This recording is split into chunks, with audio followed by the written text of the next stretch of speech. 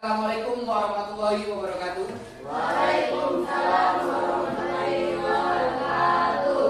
Oke, sebelum kita mulai pelajaran, silakan dicek dulu sekelilingnya ada siapa atau tidak. Tidak. Oke, yang pakai topi dilepas dulu topinya. Oke. Sebelum kita mulai pelajaran, kita doa dulu, oke?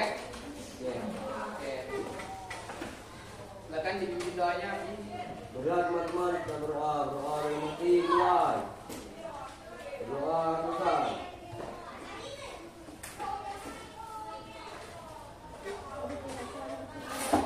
Oke, ada yang tidak hadir hari ini? Tidak. Hadir semua. Oke. Berarti kita langsung ke materi, oke? Ya. Materi kita melanjutkan materi teks hikayat. Masih ingat teks hikayat itu apa? Masih. Jadi apa saja ciri-ciri teks hikayat? Coba salah satu siswa. Coba. Berbentuk cerita. Menceritakan masa lampau. Mengandung nilai-nilai, menggunakan bahasa informal. Oke, berarti kita lanjutkan ke fungsi hikayat. Fungsi hikayat adalah satu, yaitu untuk menghibur. Kedua, mengajarkan nilai-nilai. Tiga, melestarikan budaya. Keempat, mengembangkan imajinasi. Oke, Bapak jelaskan dulu ya. Jadi menghibur. Teks hikayat dapat menghibur pembaca dengan cerita yang menarik dan petualangan yang seru. Cerita yang menarik dapat membuat pembaca merasa senang dan terhibur. Nomor dua, mengajarkan nilai-nilai. Teks hikayat dapat mengajarkan nilai-nilai moral, sosial, dan budaya. Tiga, melestarikan budaya. Teks hikayat dapat melestarikan budaya dan tradisi masyarakat dengan memahami dan menghayati budaya dan tradisi masyarakat. Pembaca dapat memahami identitas karakteristik masyarakat. Empat, mengembangkan imajinasi. Teks hikayat dapat mengembangkan imajinasi pembaca dengan cerita yang menarik dan petualangan yang seru. Contoh teks hikayat.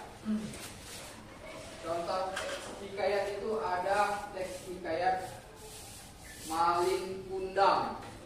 Terus ada hikayat Hang Tuah. Terus ada juga hikayat Raja-Raja Pasai. Hikayat Maling Kundang. Hikayat Maling Kundang ini menceritakan tentang seorang anak yang durhaka kepada ibunya. Lalu dia dihukum sama Tuhan. Dia menjadi batu. Jadi kalian gak usah lah kalian untuk melawan itu orang tua kalian ya. Apalagi ibu kalian. Ada di sini yang melawan orang tuanya enggak? Tidak. Jangan ya, jangan sampai melawan orang tua. Terus ada juga di sini hikayat Hang Tuah. Hikayat Hang Tuah ini dia menceritakan tentang seorang pahlawan yang berani dan setia kepada raja dan negaranya. Terus dia ada hikayat Raja-Raja Pasai. Hikayat ini menceritakan tentang sejarah dan budaya masyarakat Pasai pada masa lampau.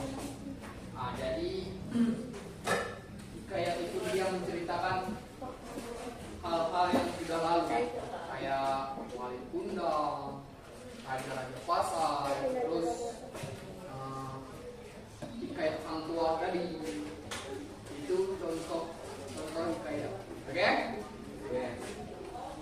Jadi teks hikayat ini dapat menjadi sumber pengetahuan dan hiburan bagi pembaca. Kita dapat mengajarkan nilai-nilai moral dan budaya yang penting. Gimana, sudah paham?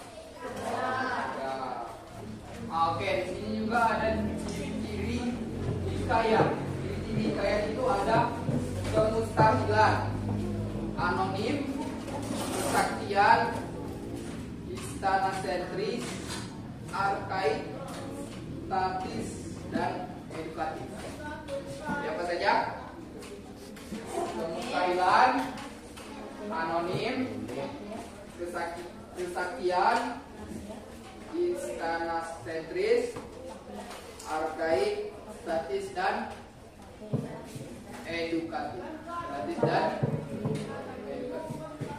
Oke, jadi ciri hikayat tadi ada kemustahilan.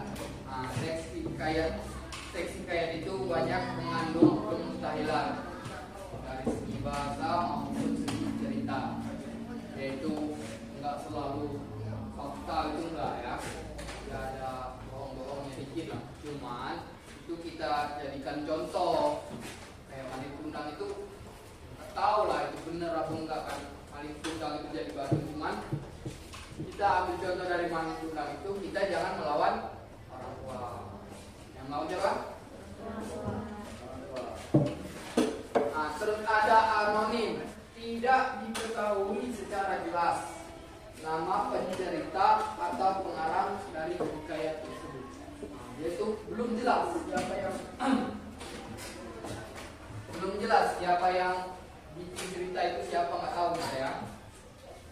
Nah, terus ada kesaktian.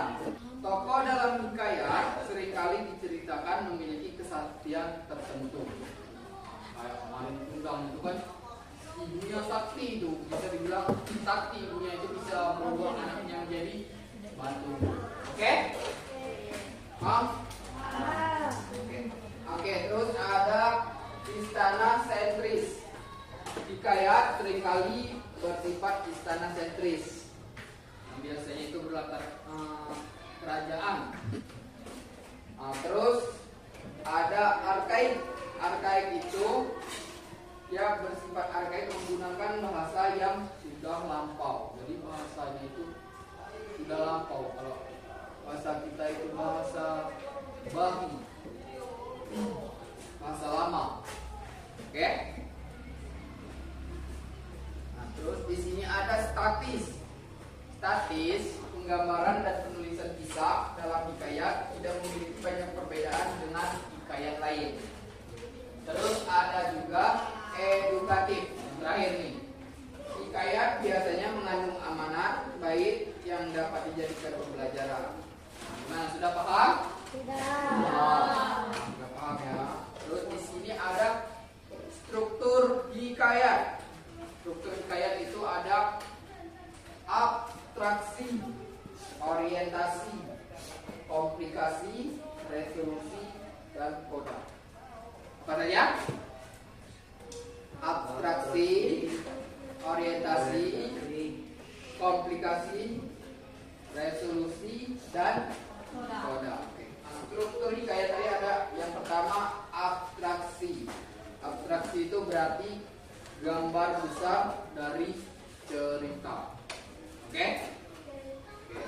Terus ada orientasi dan berkaitan dengan beberapa aspek seperti aspek tempat, latar, waktu, dan suasana. Terus ada komunikasi, urutan kejadian yang mengarah pada puncak masalah. Paham? Paham. Kurang semangat ini kayaknya ya.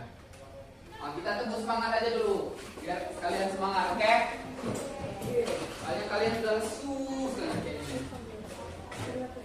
Masih ingat tepuk semangatnya? Oke. Tepuk semangat. Semangat.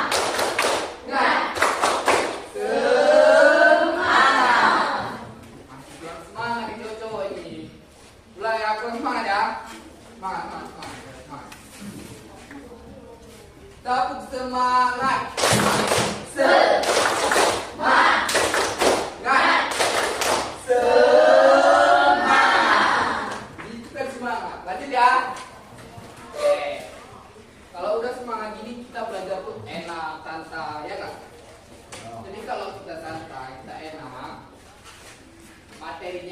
nyampe gitu. Jadi enggak sekedar tahu terus lupa, enggak. Nah, sampai mana tadi? Sampai komplikasi. Komplikasi urutan kejadian yang mengarah pada puncak masalah. Terus ada resolusi. Penyelesaian dari konflik yang dialami tokoh karakter dalam cerita hikayat. Terus ada koda, berisi amanat atau pesan yang ingin disampaikan penulis kepada pembaca. Mana sudah paham? Sudah ya. Harusnya sudah paham. Soalnya ini Bapak udah apa itu namanya, udah sakit ini tenggorokan Bapak ini. Maaf ya Bapak ngomongnya agak apa nggak enak gitu, soalnya nggak tahu tenggorokan Bapak ini ada masalah apa, jadi kayak sesak. Nah, terus ada jenis-jenis hikayat. Nah, jenis-jenis hikayat yaitu aspek historis dan aspek isi. Aspek historis dan apa? Nah, yang pertama historis. Jenis hikayat dibagi menjadi beberapa kelompok seperti Melayu, India, Arab, Persia, dan Jawa. Jadi banyak ya. Nah, terus ada aspek isi. Aspek isi, jenis hikayat dibagi menjadi 5 kelompok, yaitu sejarah, biografi, agama, peristiwa, dan cerita. Nah, paham? Oke. Kalau sudah paham, sekarang kita bikin kelompok. Jadi kita sekarang diskusi. Nah, silakan buat kelompok. Dalam satu kelompok 4 orang. Nah, jadi tugas kalian di sini jabarkanlah apa itu teks hikayat. Oke? Oke. Oke, jadi diskusinya sudah selesai. Silakan kalian presentasikan. Assalamualaikum warahmatullahi wabarakatuh. Waalaikumsalam warahmatullahi wabarakatuh. Kami akan mempresentasikan tentang teks hikayat. Teks hikayat adalah jenis teks yang menceritakan tentang kejadian atau peristiwa yang terjadi pada masa lampau. Biasanya dalam bentuk cerita yang fiksi atau semi fiksi. Hikayat seringkali berisi tentang petualang, perjuangan, dan pengelolaan tokoh-tokoh yang memiliki sifat-sifat luar biasa. Ciri-ciri teks hikayat. 1. Berbentuk cerita. Teks hikayat berbentuk cerita yang memiliki struktur awal, tengah, dan akhir. 2. Menceritakan masa lampau. Teks hikayat menceritakan tentang kejadian atau peristiwa yang terjadi pada masa lampau. 3. Mengandung nilai-nilai. Teks hikayat seringkali mengandung nilai-nilai moral, sosial, dan budaya. 4. Menggunakan bahasa yang formal. Teks hikayat menggunakan bahasa yang formal dan indah. Fungsi teks hikayat. 1. Menghibur. Teks hikayat dapat menghibur pembaca dengan cerita yang menarik dan petualangan yang seru. 2. Mengajarkan nilai-nilai. Teks hikayat dapat mengajarkan nilai-nilai moral, sosial, dan budaya kepada pembaca. 3. Melestarikan budaya. Teks hikayat dapat melestarikan budaya dan tradisi masyarakat. Teks hikayat. Hikayat Maling Kundang, hikayat Mangkuan, hikayat Raja Pasai. Itu saja presentasi dari kami. Kami akhiri, wabillahi taufiq wal hidayah. Wassalamualaikum warahmatullahi wabarakatuh. Oke, jadi itulah tadi presentasi dari setiap kelompok masing-masing. Jadi kalian sudah paham semua, sudah jelas semua. Oke, jadi cukup ya? Cukup, oke. Oke, kalau cukup kita tutup. Oke, kita lanjut di pertemuan selanjutnya. Oke, silakan Afif. Teman-teman kita berdoa kepada yang